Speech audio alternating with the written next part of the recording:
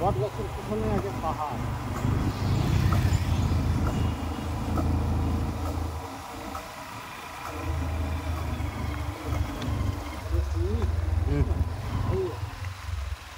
সুন্দর পাহাড় না?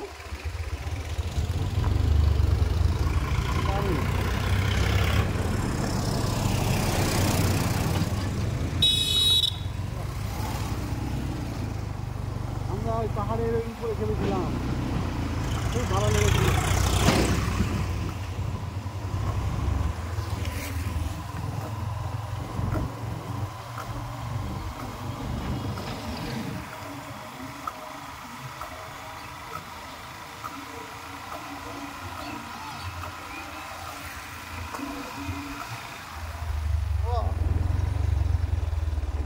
পাহাড়ের উপরে গরু চড়ছে, তাল গাছ, খেজুর গাছ এবং পাথর আছে, অনেক বড় বড় পাথর আছে বহুদিন থেকে।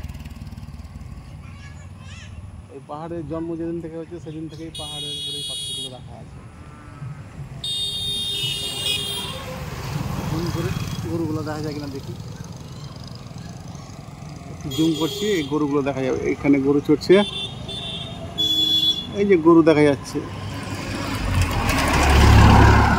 পাথর, এই পাথরগুলো অনেক দিনের পুরনো। এই যে গরু চড়ছে, খেজুর গাছ আছে এবং জঙ্গল। এখন বর্ষার সময় একবারে ঘন সবুজ গাছ, ছোট ছোট গাছ। জুম আউট করছি।